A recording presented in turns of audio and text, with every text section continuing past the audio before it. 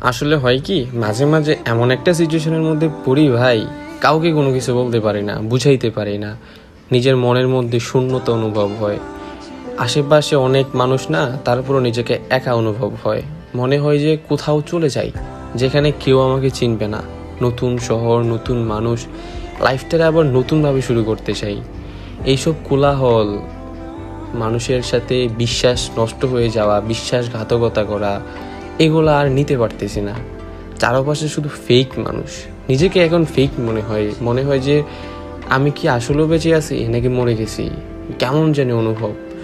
এগুলা কাউকে বুঝাইতে পারি না। মানুষ শুধু মানুষেরটাই বুঝে। এই জিনিসগুলা কাউকে তুমি বুঝাইতে পারবে না, কেউ বুঝতেও চাইবে না। বেঁচে আছি কেন সেটাও বুঝতে পারি না। লাইফটা কেমন যেন এলোমেলো হয়ে গেছে। এমন ছিল না আমার লাইফটা, এমন ছিল না, হুট করে এমন হয়ে গেছে। বুঝতে পারি না কোনো কিছু, বুঝে ওঠার আগেই সব কিছু নষ্ট হয়ে যায়। আমার লাইফটা এমন কেন ভাই?